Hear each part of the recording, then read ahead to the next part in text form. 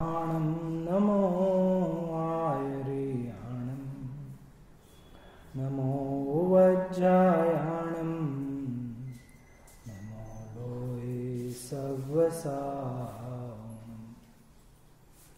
ऐसो पंचनमो यारो सवपावपणासनो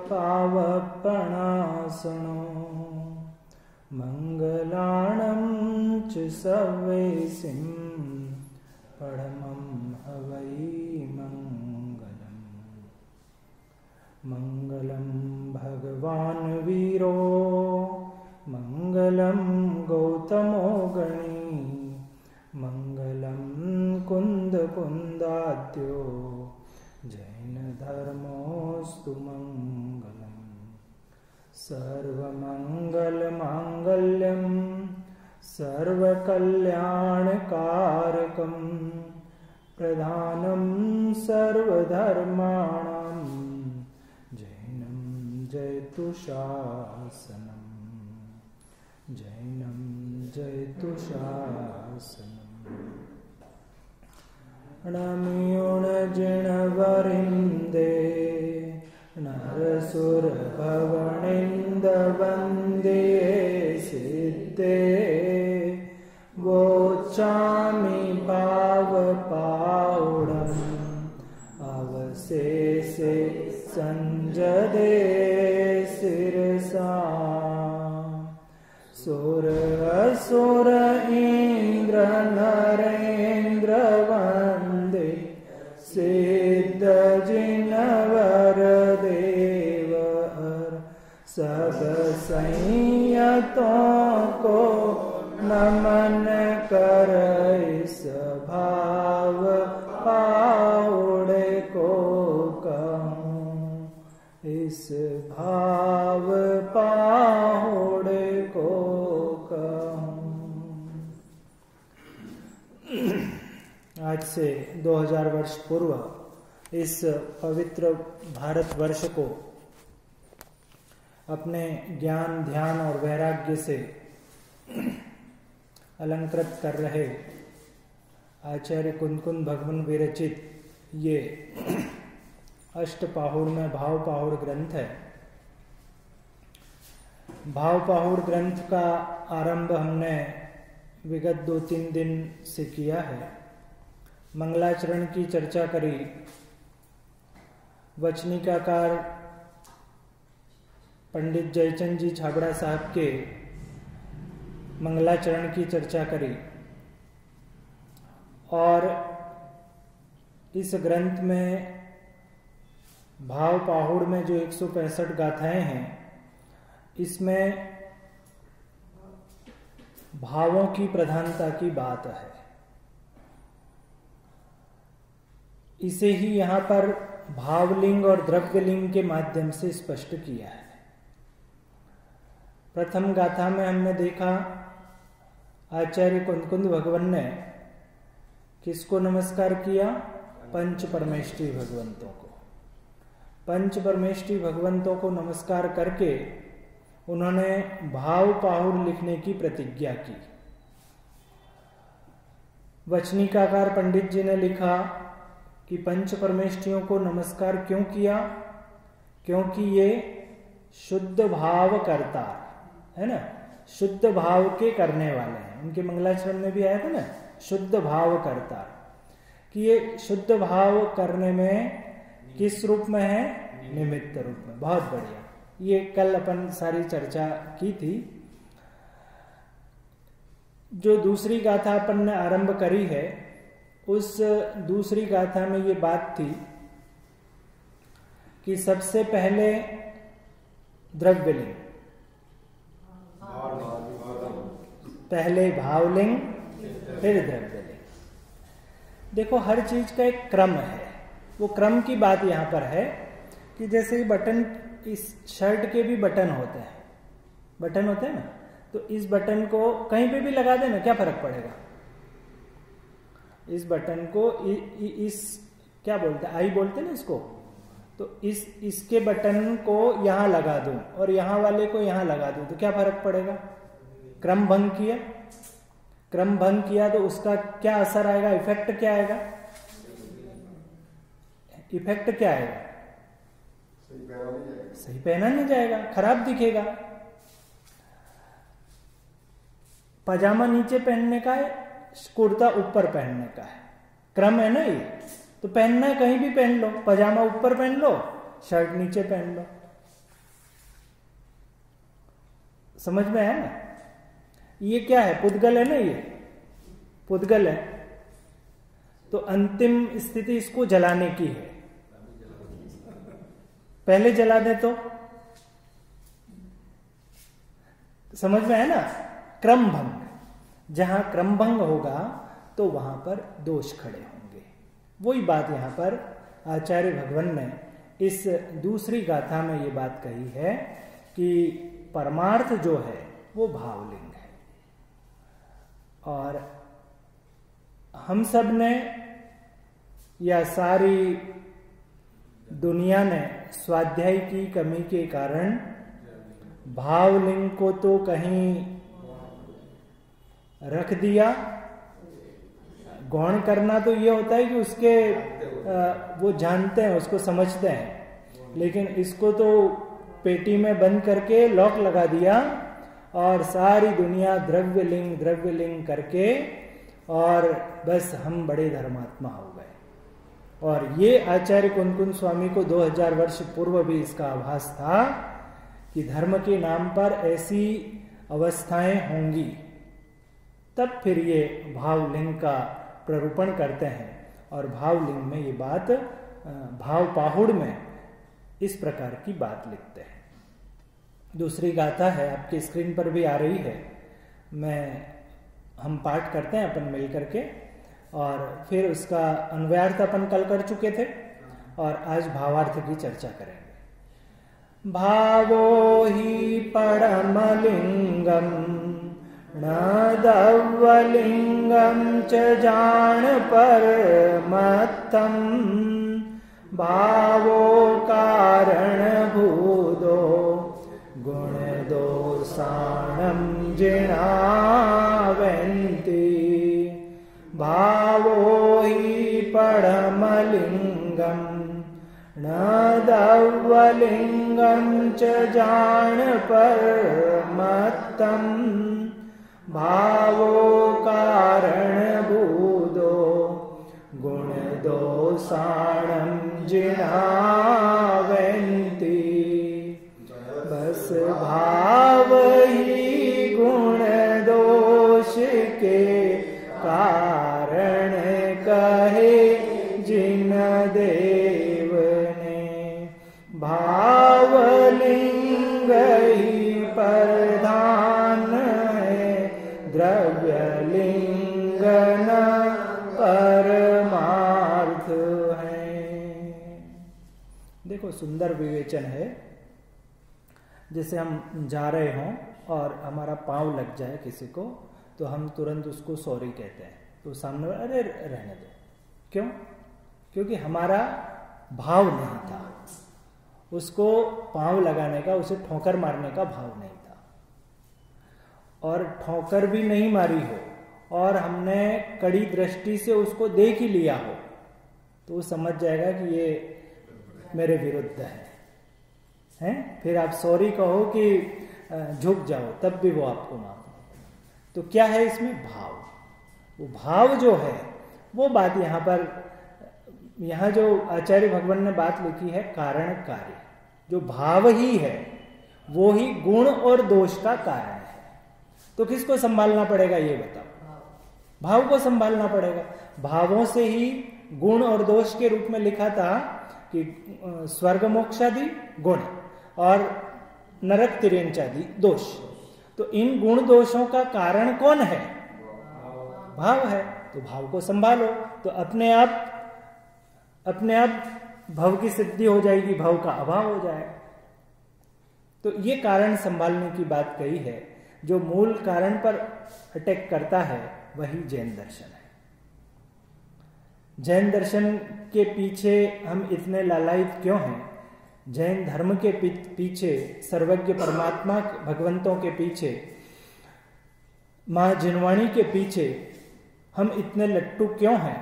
हम लट्टू इसलिए हैं कि वो इधर उधर की बात करके भ्रमित नहीं करते हैं, बल्कि मूल जड़ तक ले जाते हैं और जड़ तक ले जा करके भाव का अभाव करने की बात करते हैं। इसलिए हम अनेकांत स्याद्वादमयी जिन धर्म के अभिलाषी हैं उसके लट्टू। कल अपन ने प्राकृत गाथा से ही अर्थ किया था इसका, भावो ही पढ़म लिंगम।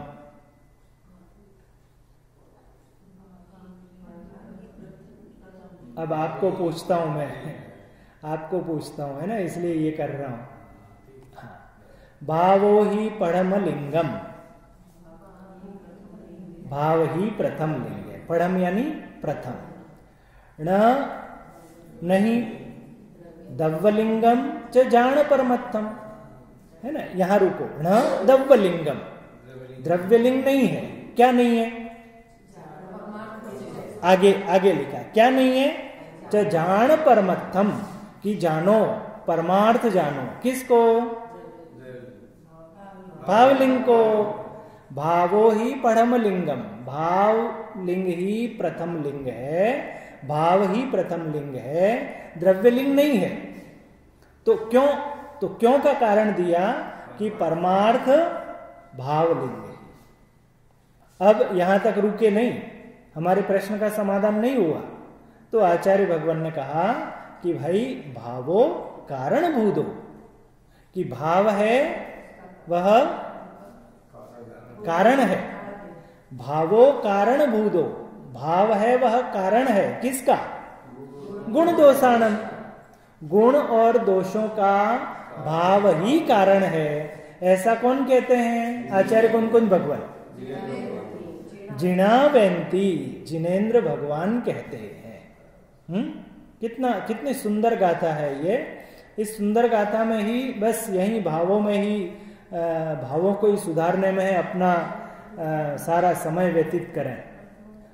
भाई जो भी अशुभ से बचने के लिए अपन ये सारे आयोजन करते हैं, अपना प्रयोजन क्या है? पूजा करना, स्वाध्याय करना, भक्ति करना, तीर्थ वंदना करना, और जो जो कुछ भी कार्य करते हैं, उन कार्यों के पीछे हमारा क्या प्रयोजन है? किस प्रयोजन से करते हैं? अशुभ से बचने के लिए। तो अशुभ क्या है? अशुभ क्या है? भाव। अशुभ भाव है। तो अशुभ भावों से बचने के लिए शुभ भावों में आए। तो अब शुभ भावों में आए तो अब जिम्मेदारी क्या है कि हम शुद्ध भाव कैसे होता है ये जाने, ये समझे। नहीं भाई, जिसको परंपरा से उत्तराधिकारी के रूप में, जिसे पैतृक संपत्ति के रूप में जो कुछ मिला होगा, तो सपूत किसको कहा जाएगा? कि उस संपत्ति को उसको 1.25 गुना करे, कि उसको माइनस में ले जाए, जो मिला है उसको बढ़ाए। तो हमें जो अच्छा उच्च कुल, मनुष्य पर्याय, ये सारे समागम, देवशास्त्र गुरु का समागम, ये सब जो प्राप्त हुआ है, इसको माइनस में जाने देना कि ये तो बना ही रहे और हम इसमें वृद्धि करें, तब तो हमारे इस मनुष्य भाव की सार्थकता है। इसीलिए अमूल्य तत्व विचार में एक पंक्ति आती है, आपका ध्यान गया होगा उसमें, संसार का बढ़ना अरे नर देह की यह हार है। ऐसे ये जो स्तुतियां, पंक्तियां, भजन, ये जो आते हैं ना, इनको ऐसा रिलेटेड करके सुनो, समझो तो ख्याल में आएगा। अभी तक हम क्या मानते हैं कि भाई बचपना बीता, अच्छी सर्विस मिल गई, अच्छा व्यापार धंधा चल गए हैं, परिवार में सब अनुकूलता हो, तो वहां फिर लिखते हैं कि संसार का बढ़ना यह तो इस मनुष्य भव की हार है। मनुष्य भव की जीत किस में है? कि मनुष्य भव की जीत तो इसमें है कि वो ये विचार करे। क्या विचार करे? भववन में जी भर घूम चुका, कण कण को जी भर भर देखा, ये विचार करे और उस विचार के फलस्वरूप वह अपने इस भव को, इस भव का उपयोग भव के अभाव करने में उसका उपयोग करे, तो इस भव की सार्थकता है। तो वो हमें परिणाम सुधारने की यहां बात आचार्य भगवान कहते हैं, वो हम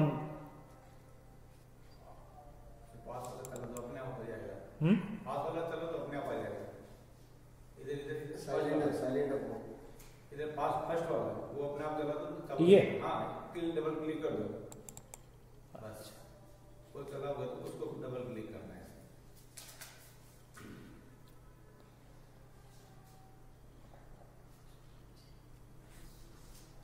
कारणभूत कौन है? कारणभूत कौन है? भावलिंग। किसका कारणभूत है? गुण और दोष का। गुण और दोष का कारणभूत है। तो अब जब हमें ये मूल कारण मिल गया, सारी दुनिया में देखो हर कोई कारण को खोजता है। कारण को खोजता है कि नहीं खोजता है ना? जहां जितने भी आविष्कार होते हैं या जितने भी खोज होती हैं, उस सब में वो मूल तक जाते हैं। तो वो मूल में आचार्य भगवान उनको सीधे पहुंचा रहे हैं, तो फिर हमें इधर उधर भटकने की कहां आवश्यकता है। तब यहां लिखा, ये अर्थ अपन कर चुके थे।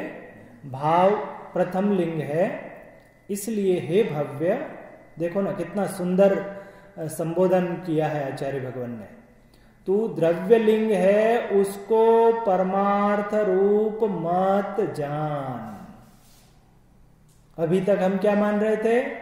द्रव्य लिंग ही मान रहे थे। वो बोला भी जाता है ना, चमत्कार को नमस्कार है, तो जो दिखता है वो बिकता है। तो हम बस उसी जो टैग लाइन, बाजार की जो टैग लाइन है, उसी टैग लाइन को यहाँ धर्म में भी चला रहे हैं कि सब बाहर में जितना अच्छा दिखेगा तो धर्म अच्छा चलेगा, लेकिन वो धर्म तो जीरो है। तब यहां पर लिखा कि तू आज दिन तक जिसको परमार्थ रूप मान करके, अपने आप को धर्मी धर्मात्मा मान करके कि मेरा तो धर्म हो गया, मेरा तो सारा जीवन धर्ममय हो गया, और आचार्य भगवान कहते हैं कि शून्य है। क्यों? क्योंकि तेने अपने परिणामों को, अपने भावों की ओर दृष्टि नहीं की। यहां पर इतनी घिसाई कर रहे हैं, आगे बहुत आपको बहुत सरल और सहज है ना, कितना कितना ये जीव सारा उसी में लगा पड़ा रहता है। और ये जैसे चौथा पद है ना, जिना ब्रुवंती, तो चौथे पद में जाकर के इसने ये भी व्रत किया ना, ये किया ना, वो किया ना, फिर वो चौथे पद में लिख देंगे शून्य है, भाव नहीं है, भाव लिंग के बिना सब शून्य है। तो क्योंकि गुण और दोषों का कारणभूत भाव ही है, इस प्रकार जिन भगवान कहते हैं। एक बात और पहली गाथा से मुझे आपको स्मरण करवानी है। जिन वरेंद्र, इस शब्द का अर्थ अविरत सम्यक दृष्टि। जिन वर, हाँ, जिन वर यानी जो अविरत सम्यक दृष्टि से लेकर उस गुण स्थान तक, 13वें गुण स्थान में जो सर्वश्रेष्ठ है। कौन सर्वश्रेष्ठ है? तो गणधर परमात्मा। तो गणधर परमात्मा, फिर जिन वरेंद्र कि वो गणधर परमात्मा भी जिन्हें नमन करते हैं, मस्तक झुकाते हैं, वंदना करते हैं, तो उनमें भी जो इंद्र हैं, तो कौन है वो? तीर्थंकर अरहंत परमात्मा सिद्ध भगवान। इसलिए क्या विशेषण दिया? जिन वरेंद्र। अब देखो भावार्थ, यहां ये भावार्थ तो अपन जो अर्थ कर चुके हैं ना, वैसा ही है, लेकिन अब जो प्रश्न है वहां से कुछ होगा। ये भावार्थ थोड़ी पढ़ा था अपन ने, भावार्थ पढ़ लिया था ना, यहां से पढ़ना है ना अपन को। यहां कोई पूछे, अब देखो यहां कोई पूछे भाव का स्वरूप क्या है, इसका समाधान कि भाई आप भावलिंग की बात कर रहे हो, तो वो भाव है क्या, उसका स्वरूप क्या है? वो स्वरूप तो हमारे ख्याल में आना चाहिए, उसका स्वरूप क्या है? तो आचार्य परमात्मा यहां पर लिखते हैं भाव का स्वरूप तो आचार्य आगे कहेंगे, पर यहां भी कुछ कहते हैं। भाई पूरी 165 गाथाओं में बात करनी है और नाम ही इन्होंने भाव पाहुर दिया है, तो उसी का विवेचन करेंगे। लेकिन आपने जब यहां पूछ ही लिया है तो हम यहां संक्षिप्त में उसको बतलाते हैं। इस लोक में 6 द्रव्य हैं। कौन से 6 द्रव्य हैं? सोना, चांदी, मकान, रुपया, पैसा। कौन से 6 द्रव्य? जीव, पुद्गल, धर्म, अधर्म, आकाश और काल। तो आचार्य भगवान यहां लिख रहे हैं इस लोक में 6 द्रव्य हैं, इनमें जीव पुद्गल का वर्तन प्रकट देखने में आता है। जीव और पुद्गल की माया है सब, है ना? धर्म, अधर्म, आकाश, काल। हाँ, तो जीव पुद्गल में ही जो कुछ हो रहा है वो कहां हो रहा है? यद्यपि यथार्थ रूप से देखा जाए तो जीव का जीव में ही हो रहा है, पुद्गल का पुद्गल में हो रहा है। लेकिन जो मान्यता के स्तर पर, जो मान्यता में भ्रम रूप से एक में एक रूप मान रखा है, वो एक में एक जो मान रखा है, उसी भ्रम के कारण से संसार खड़ा है।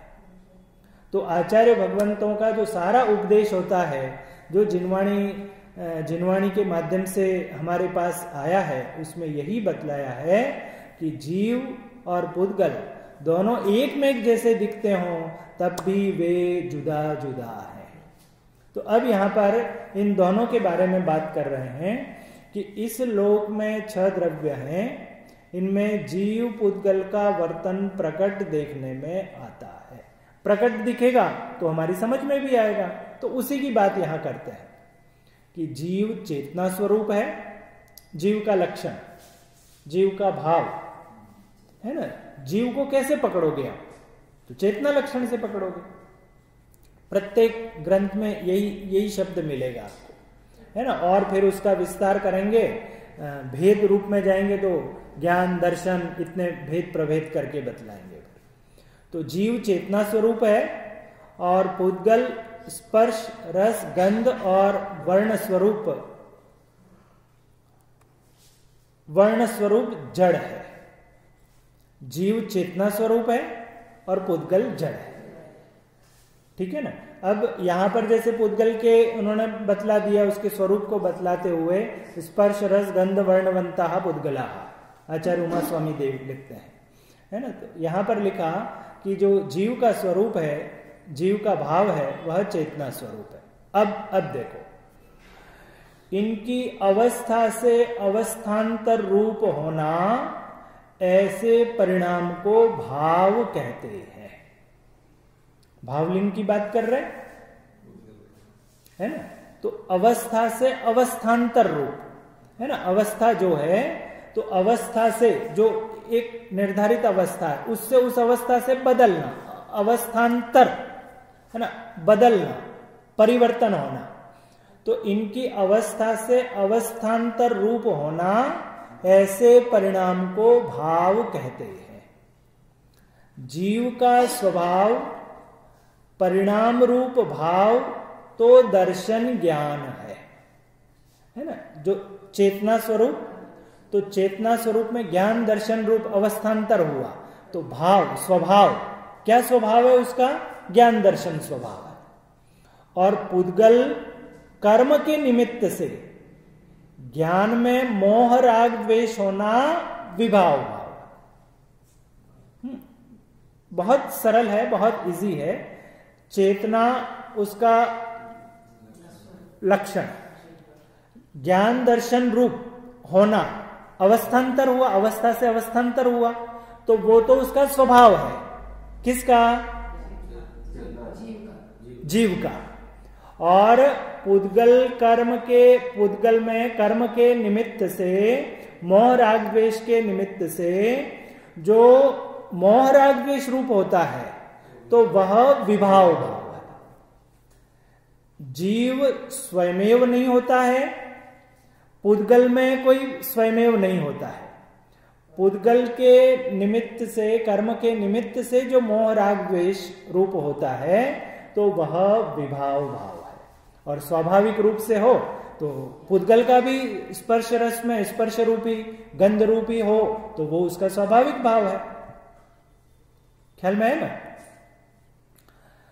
जीव का स्वभाव परिणाम रूप भाव तो दर्शन ज्ञान है, और पुद्गल कर्म के निमित्त से ज्ञान में मोह राग द्वेष होना विभाव भाव है। ज्ञान दर्शन रूप होना वो तो स्वभाव भाव है ना?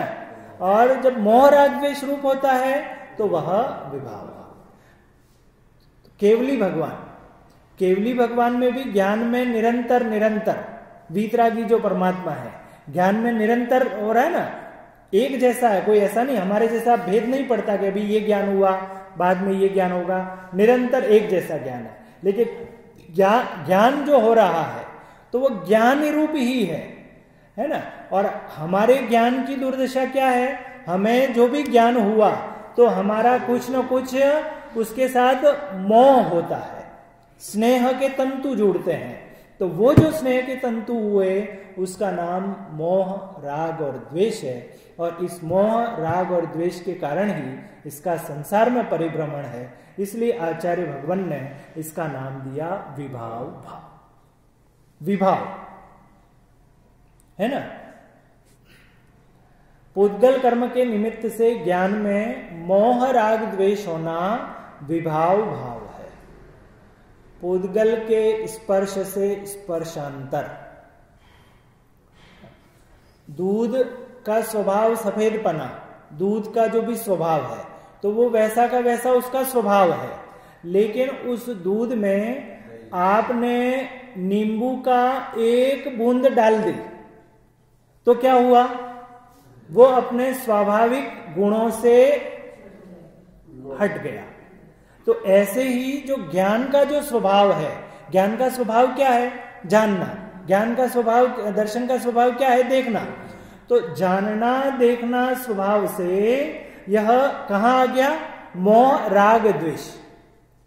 ख्याल में आया? वो दूध तो दूध रूप में था, लेकिन दूध में जैसे ही नींबू की या खटास की एक बूंद पड़ी तो वह अपने स्वभाव को तिलांजलि दे करके वह अन्य रूप में परिणमित हो गया। ऐसे ही चेतना, ज्ञान जिसका स्वभाव है, वहां उस ज्ञान में कर्म के निमित्त से जब इसने राग और द्वेष किया तो राग और द्वेष करने से ज्ञान से इसकी जो दृष्टि हटी तो इसी का नाम विभाव, और उसी की सजा भुगतता है। वो दूध में एक बूंद डाली तो दूध का स्वाद आप नहीं ले पाए तो जीव ने सजा भोगी। जिसको दूध चाहिए था उसको तो दूध नहीं मिला ना। तो ऐसे ही इस जीव ने ज्ञान स्वभाव की विराधना की, दूध के स्वभाव की विराधना की नींबू की बूंद डाल करके, तो उस दूध का लाभ नहीं ले पाए। ऐसे ही ज्ञान की जिसने विराधना की तो वह संसार में परिभ्रमण करता है। क्या दो शब्द है, भाव और विभाव। जो उसका स्वभाव है वह भाव, और उस स्वभाव से जो विपरीत है उसका नाम विभाव।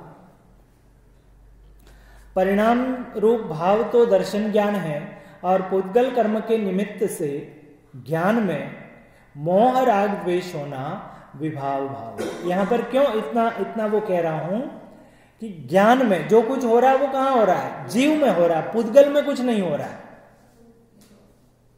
भाई साहब, है ना। जो हो रहा है वो जीव में हो रहा है। पुद्गल में तो ज्ञान ही नहीं है तो क्या होगा वहां पर।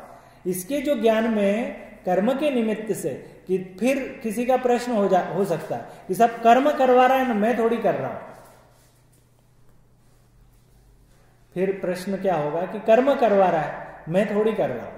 तो कर्म के निमित्त से भले ही ये सारी परिस्थिति बन रही है, उस परिस्थिति में भी जैसे वीतरागी भगवान के ज्ञान में भी तो सब झलक रहा है। तो वे क्या राग और द्वेष करते हैं।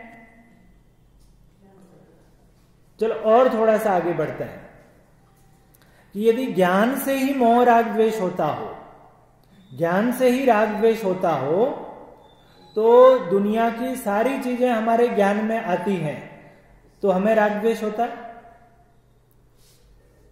यदि क्रिकेट का मैच न्यूजीलैंड और अफ्रीका खेलें तो वो जीते कि हारे, ज्ञान में तो आ रहा है, लेकिन कुछ फर्क पड़ता है। लेकिन उसमें यदि भारत हो तो अलग बात हो जाती है। तो क्यों? क्योंकि वो मोह है, ज्ञान दुख का कारण नहीं है। ज्ञान से मोह राग द्वेष नहीं हो रहा है, तो हो किससे रहा है कि ज्ञान में जो ये कर्म के निमित्त से हुआ, तो इसने उसके साथ जो जुड़ाव किया, उस जुड़ाव के फलस्वरूप इसके राग द्वेष होता है, और इसी का नाम विभाव है। पुद्गल के स्पर्श से स्पर्शांतर, रस से, देखो मैंने जो बात कही थी ना, वो यहां आ गई है। पुद्गल के स्पर्श से स्पर्शांतर, रस से रसांतर इत्यादि गुण से गुणांतर होना स्वभाव भाव। किसका? पुद्गल का। पुद्गल के जो गुण हैं, पुद्गल के जो गुण है स्पर्श रस गंध वर्ण, तो उसमें जो अवस्थांतर हो रहा है तो वो उसका स्वभाव है। और तो फिर उसमें विभाव कौन सा है? जीव का विभाव तो बतला दिया। कौन सा विभाव बतलाया बताओ? जीव का विभाव कौन सा बतलाया? मोह राग द्वेष होना। और पुद्गल का स्वभाव क्या बतलाया? स्पर्श से स्पर्शांतर, रस से रसांतर, ये स्वभाव। तो अब पुद्गल का क्या रहेगा? विभाव क्या है? तो उसका जवाब दे रहे हैं, परमाणु से स्कंद होना तथा स्कंद से अन्य स्कंद होना, और जीव के भाव के निमित्त से कर्म रूप होना, ये विभाव भाव है। किसका विभाव भाव है? पुद्गल का। थोड़ा सा आपको कठिन लग सकता है ना, थोड़ा सा आपको कठिन लगेगा, लेकिन थोड़ी सी घुटाई करोगे ना तो बहुत स्पष्ट हो जाएगा कि जीव का स्वभाव क्या, जीव का विभाव क्या, पुद्गल का स्वभाव क्या, पुद्गल का विभाव क्या। बस ये चारों चीजें समझ में आ गई तो ये पूरा पैराग्राफ समझ में आ गया। किसके लिए खोला इस चीज को?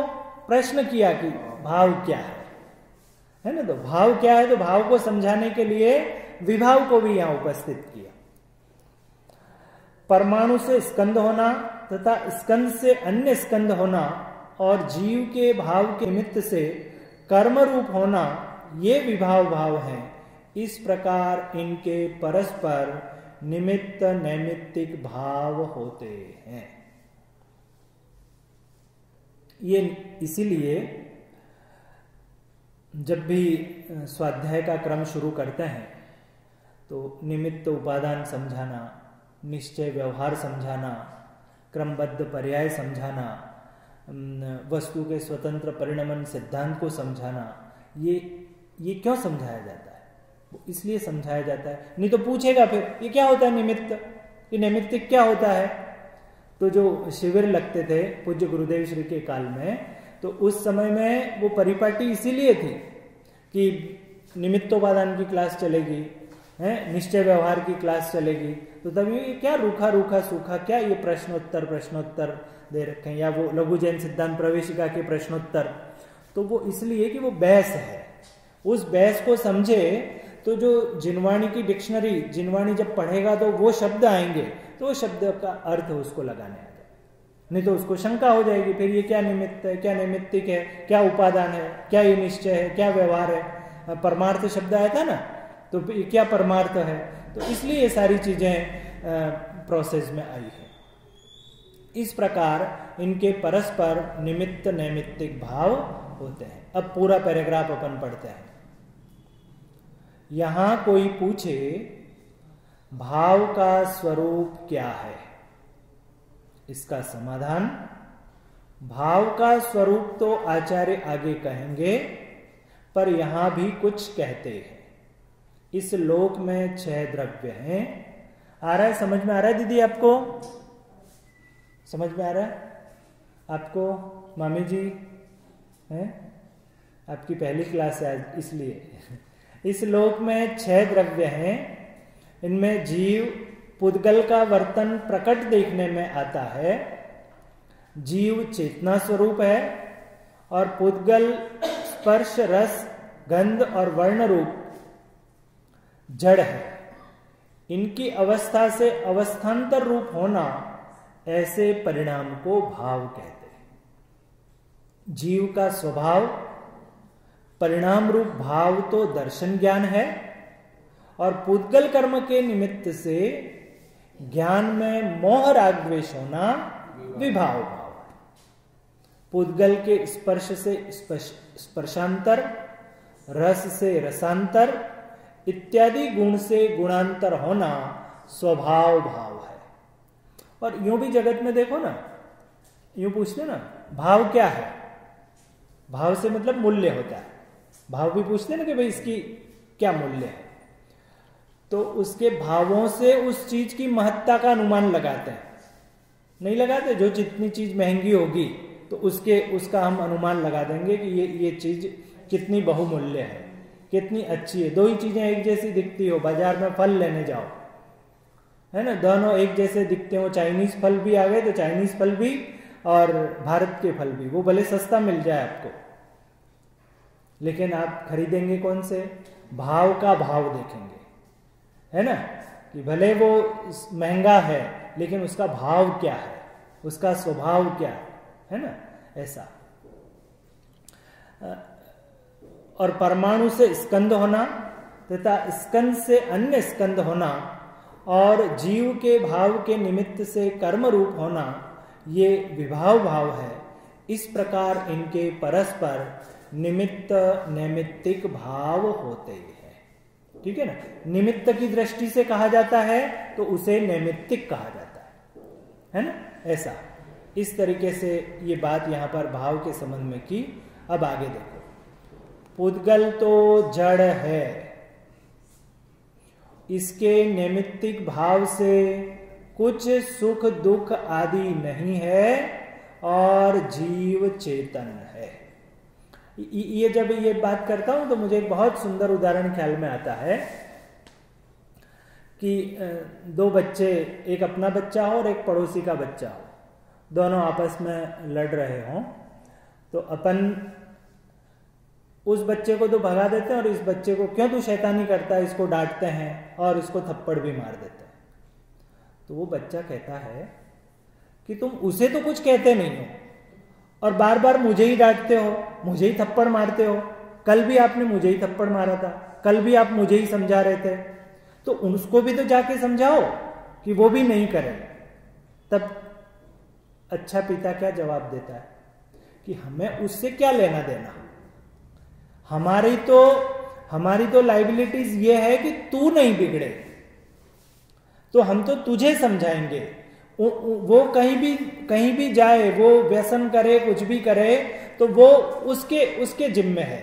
हम तो तुझे संभालेंगे कि तू ऐसे व्यसनों में मत पड़।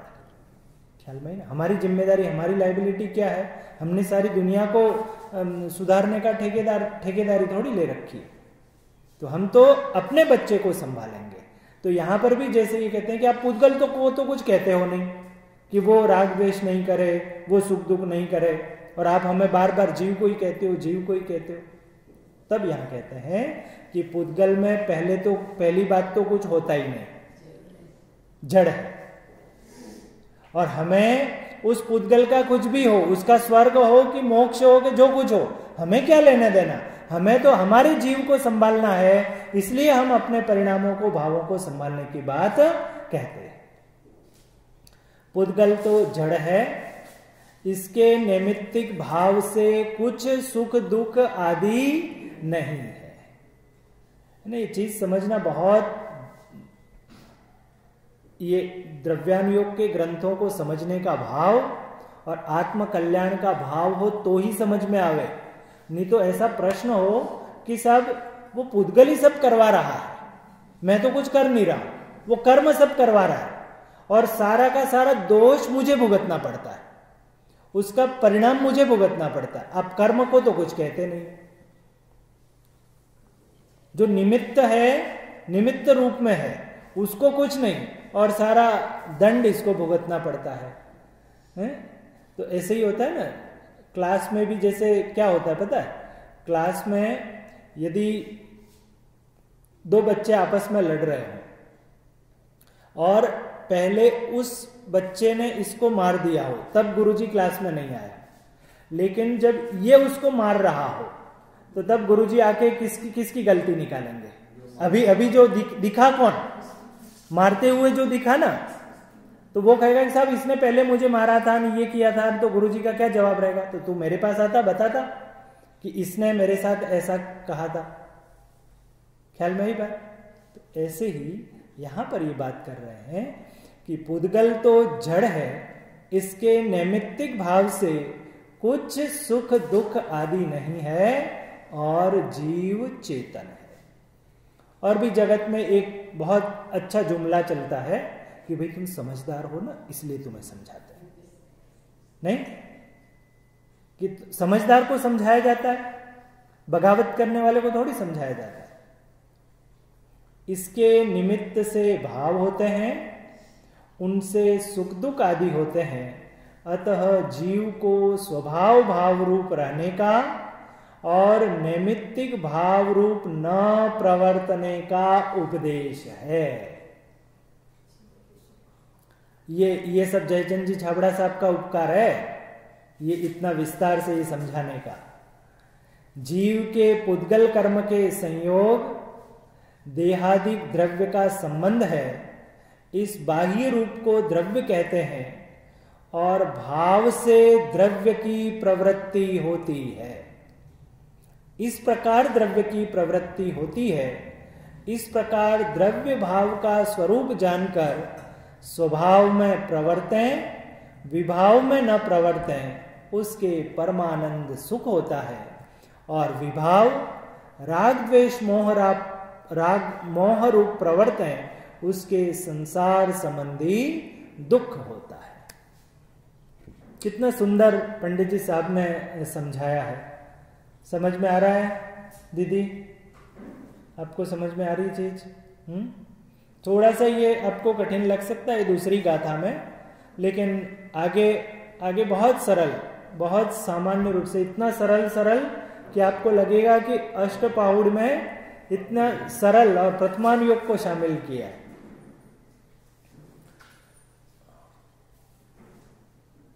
ये पैराग्राफ पूरा समझ में आया ना आपको?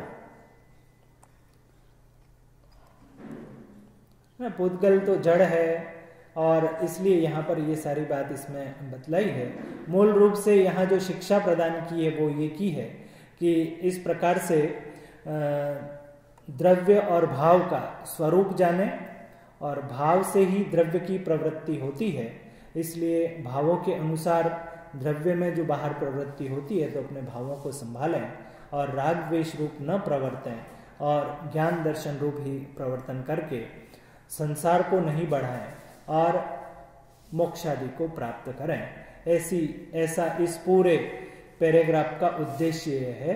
इस पूरे पैराग्राफ की शिक्षा ये प्रदान की है ना। इस तरीके से बात है। अपन गाथा पढ़ते हैं, गाथा का अर्थ पढ़ते हैं। भावो ही परमलिंगम न दव्वलिंगम च जान परमत्तम भावो कारण भूदो गुण दोषाणम जिणावन्ति बस भाव ही गुण दोष के कारण कहे जिन देव ने भावलिंग ही प्रधान द्रव्यलिंग न परमार्थ है। ऐसा सुंदर विवेचन यहाँ भाव पाहुड़ में आचार्य कुंदकुंद स्वामी ने किया है। ऐसे इस भाव पाहुड़ की मर्म को समझ करके हम अपने भावों को सुधारें, अपने भावों को मोक्ष मार्ग में लगावें ऐसी मंगल भावना के साथ आज की बात यह है। ऊपर दोनों क्रॉस कर दो।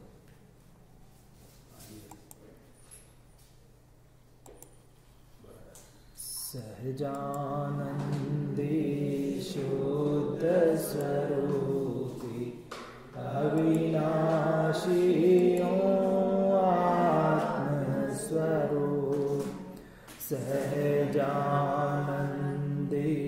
शुद्ध स्वरूपी अविनाशी आत्मस्वरूप, सहजानंदे शुद्ध स्वरूपी अविनाशी